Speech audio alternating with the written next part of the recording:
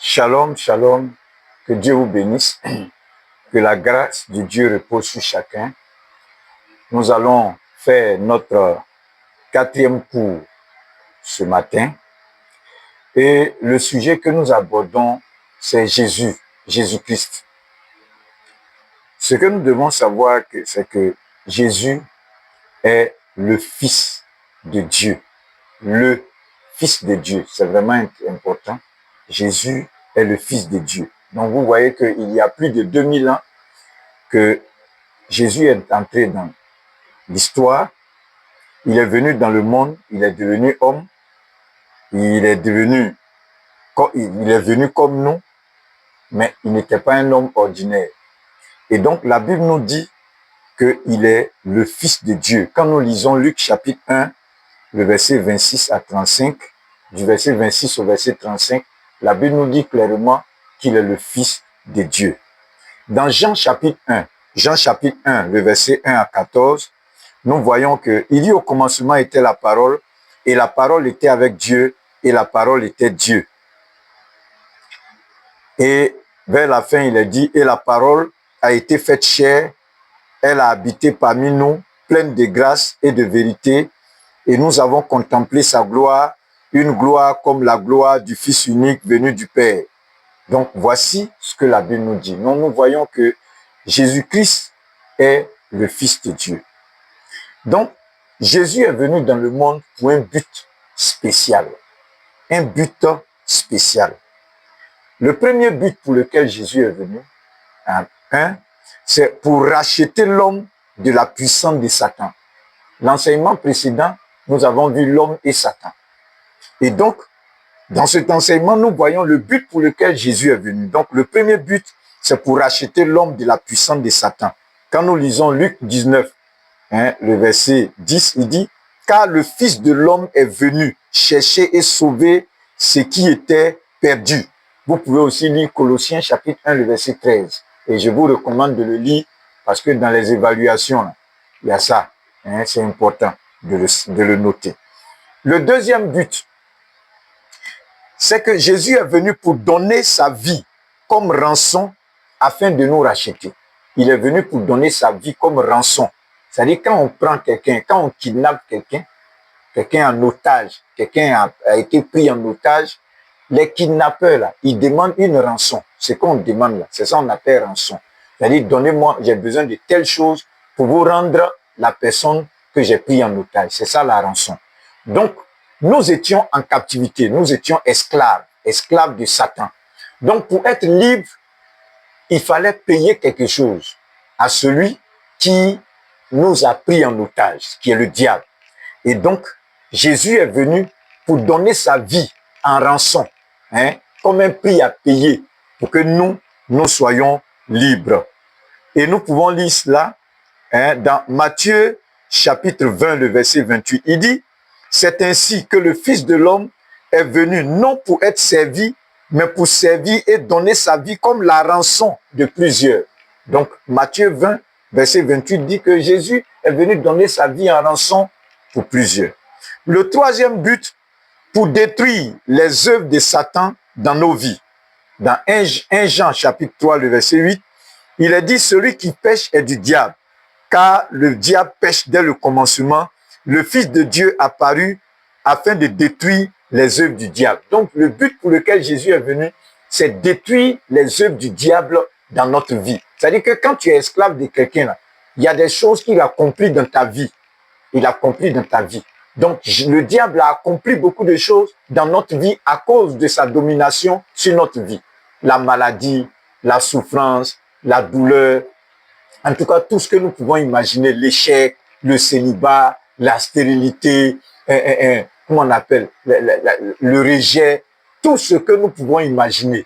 Le diable a sémé cela pour nous maintenir en captivité. Donc, Jésus est venu pour nous donner la liberté. Ensuite, le quatrième point que nous devons voir, c'est qu'il est venu pour nous donner la vie éternelle. Il est venu pour nous donner la vie éternelle. Et dans Jean, dans 1 Jean chapitre 5, verset 11 à 12, il dit, et voici ce témoignage, c'est que Dieu nous a donné la vie éternelle et que cette vie est dans son Fils. Celui qui a le Fils a la vie. Celui qui n'a pas le Fils de Dieu n'a pas la vie. Donc, quand nous prenons 1 Jean chapitre 5, le verset 11 et le verset 12, la Bible nous dit clairement que Jésus est venu pour nous donner la vie éternelle. Celui qui reçoit Jésus, il a la vie. Il a la vie. Et nous pouvons aussi noter des passages que nous devons lire. Et les passages qu'il faut lire après, c'est Jean chapitre 3, le verset 16 à 17. Jean chapitre 3, le verset 16 à 17. Et aussi Jean chapitre 10, le verset 10. Jean 10, verset 10. Donc ça, c'est important. Le cinquième point à voir, Jésus est venu pour nous donner la nouvelle naissance dans la famille de Dieu. Ah, ça, c'est formidable. Il est venu nous donner la nouvelle naissance dans la famille de Dieu. Et quand nous prenons notre Bible dans Jean chapitre 1, le verset 12 à 13, il est dit, mais à tous ceux qui l'ont reçu, à ceux qui croient en son nom, elle a donné le pouvoir de devenir enfants de Dieu, lesquels sont nés, non du sang, ni de la volonté de la chair, ni de la volonté de l'homme, mais de Dieu. Donc, la Bible nous dit que Christ est venu pour nous donner la nouvelle vie, la nouvelle naissance et nous introduire dans la famille de Dieu. Aussi, il faut prendre 1 Jean chapitre 3, le verset 1 à 2. 1 Jean chapitre 3, le verset 1 à 2, qui est très important à lire. Amen. J'espère que vous me suivez. Faites très attention. Lisez. Excusez. Le sixième point. Jésus est venu pour restaurer notre communion avec Dieu le Père. Cette communion qui a été brisée. La Bible dit dans le jardin d'Éden que Jésus et que Dieu avait une rencontre chaque fois avec Adam et Ève. Mais lorsque Adam et Ève ont péché, Adam et Ève se sont cachés. Donc, il y a eu rupture de cette relation-là. Et donc, Jésus est venu pour rétablir cette communion avec Dieu. Cette communion qui avait été brisée, qui a fait que l'homme a été chassé de la présence de Dieu du jardin d'Éden. Jésus est venu pour restaurer, rétablir cette communion. Bien. Ensuite, nous allons voir un autre grand point. Le premier grand point qu'on a vu, c'est que Jésus est le Fils de Dieu. Le deuxième grand point, Jésus est venu au monde pour un but spécial et nous avons cité les différents points et nous avons cité 6 points. Le troisième grand point que nous voyons, c'est que Jésus est venu pour nous montrer la nature de Dieu. Il est venu pour nous montrer la nature de Dieu. Et nous allons prendre notre Bible dans Jean chapitre 14, le verset 7 à 11. Jean chapitre 14, verset 7 à 11. Quand vous êtes en train de suivre cet enseignement, quand vous prenez un passage, quand je donne un passage biblique, vous pouvez mettre pause. Vous mettez pause, vous prenez le passage, vous lisez et puis vous continuez. Amen. J'espère que vous me suivez. Donc, Jean chapitre 14, verset 7 à 11, il dit, si vous me connaissiez, vous connaîtriez aussi mon Père. Et dès maintenant, vous le connaissez et vous l'avez vu. Celui qui m'a vu a vu le Père. Comment dis-tu, montre-nous le Père? Ne crois-tu pas que je suis dans le Père et que le Père est en moi? Les paroles que je vous dis, je ne le dis pas par moi-même. Et le Père qui demeure en moi, c'est lui qui fait les œuvres. Croyez-moi, je suis dans le Père et le Père est en moi. Donc vous voyez ce que Jésus dit. Il est venu pour nous montrer, Jésus est venu pour nous montrer la nature de Dieu. Voilà. C'est-à-dire, à travers Jésus, nous voyons la nature de Dieu, l'amour de Dieu, la grandeur de Dieu, la puissance de Dieu à travers Jésus. Le premier point que nous voyons, c'est quoi? Il nous a montré, Jésus nous a montré l'amour de Dieu. Il nous a montré l'amour de Dieu. Et vous pouvez noter, vous pouvez noter 1 Jean chapitre 4, verset 9 à 10. 1 Jean chapitre 4, le verset 9 à 10, qui dit, l'amour de Dieu a été manifesté envers nous en ce que Dieu a envoyé son Fils unique dans le monde, afin que nous vivions par lui. Et cet amour consiste non point en ce que nous avons aimé Dieu, mais en ce qu'il nous a aimés et a envoyé son Fils comme victime expiatoire pour nos péchés. Amen. 1 Jean chapitre 4, verset 9 à 10. Vous pouvez aussi lire Romains chapitre 5, le verset 8. Le deuxième point dans ce chapitre que nous voyons, c'est que il nous a montré la puissance de Dieu. Jésus nous a montré la puissance de Dieu. Il guérissait les malades, les boiteux et les aveugles. Quand vous prenez Matthieu 4, il a dit sa renommée se répandit dans toute la Syrie et on lui emmenait tous ceux qui souffraient de maladies et de douleurs de divers genres, des démoniaques, des lunatiques, des paralytiques, et il les guérissait. Dans Matthieu chapitre 4, le verset 24. Donc Jésus guérissait les malades. Donc à travers Jésus, nous voyons la puissance de Dieu à travers la guérison. Vous pouvez aussi lire Jean chapitre 9. Jean chapitre 9, verset 1 à 7. Nous voyons la puissance de Dieu. Le deuxième point, c'est qu'il chassait les mauvais esprits. Jésus chassait les mauvais esprits. Quand nous prenons Marc chapitre 1, le verset 34, il est dit, il guérit beaucoup de gens et qui avaient diverses maladies. Il chassa aussi beaucoup de démons et il ne permettait pas aux démons de parler parce qu'il les connaissait. Voilà. Il chassait les démons. La Bible dit qu'il ne permettait pas aux démons même de parler. Tais-toi, sors. Et puis les démons obéissent. Quel est cet homme? Quel est cet homme à qui les démons obéissent? Vous pouvez aussi lire Marc chapitre 5. Dans Marc chapitre 5, il y a une histoire qui est bien décrite que je vous demande de lire. Marc chapitre 5, verset 1 à 17. Le troisième point, c'est qu'il faisait des miracles. Jésus faisait des miracles. Il faisait des miracles. Nous allons lire Marc chapitre 4, verset 34 à 41. Il a dit, il se leva un grand tourbillon et les flots se jetaient dans la barque au point qu'elle remplissait déjà. Et lui, Jésus, il dormait à la poupe sur le coussin. Il le réveillait et lui dit, Maître, ne t'inquiètes-tu pas de ce que nous périssons? S'étant réveillé, il menaça le vent et dit à la mer, silence, tais-toi.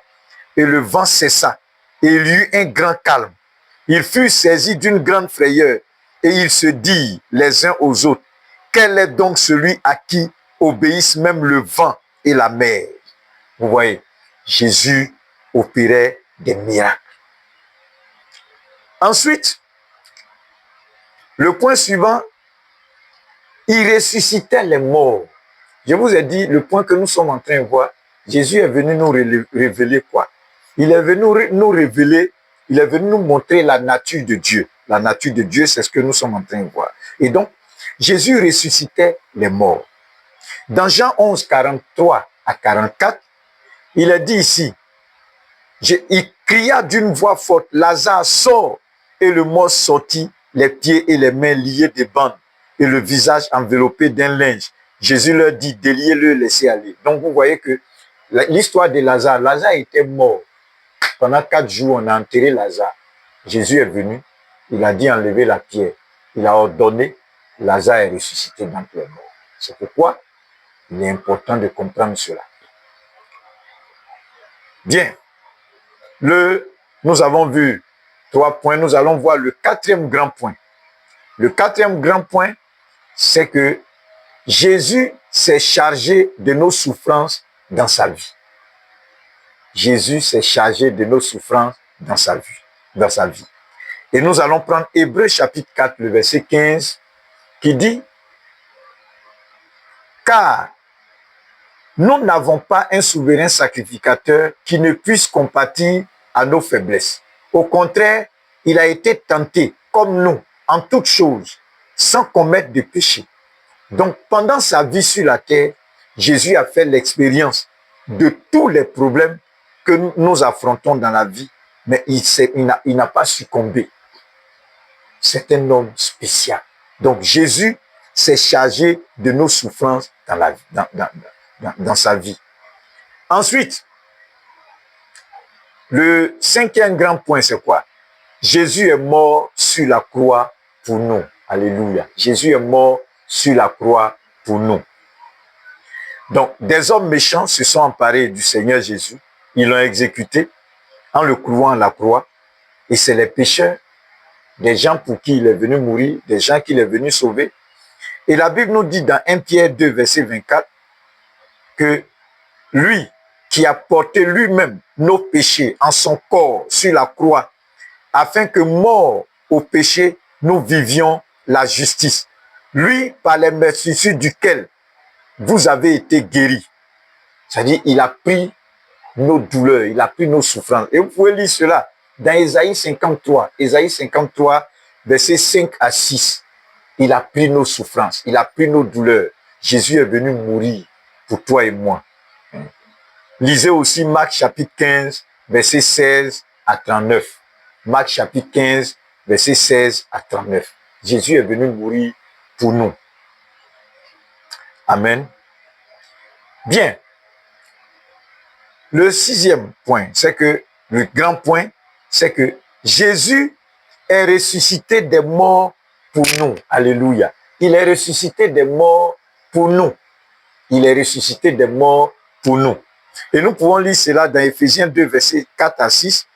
Mais Dieu, qui est riche en miséricorde, à cause du grand amour dont il nous a aimés, il a ressuscité ensemble dans les lieux célestes en Jésus-Christ. Donc, il est ressuscité pour nous. Nous pouvons lire Matthieu 28. Après 3 jours dans la tombe, Dieu a ressuscité Jésus. Et ça, pour toi et pour moi. Ensuite, Jésus a ouvert la porte du ciel pour nous. Jésus a ouvert la porte du ciel pour nous. Septième grand point, Jésus a ouvert la porte du ciel pour nous.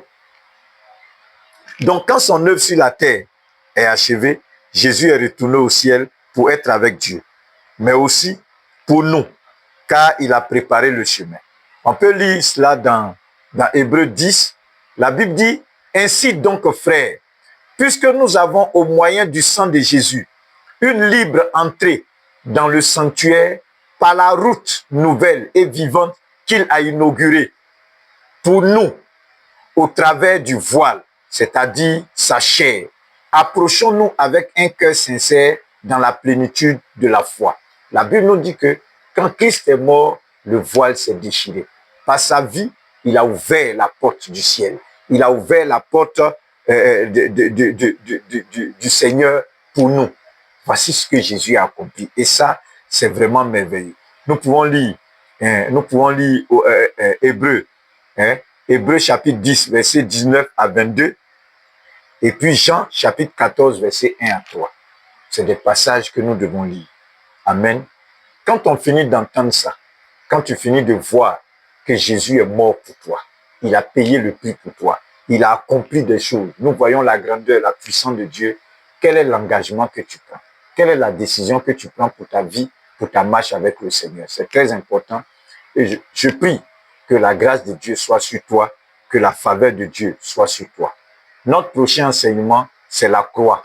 C'est la croix. Nous allons parler de la croix. Que Dieu vous bénisse. Et puis, à très, très bientôt. Shalom.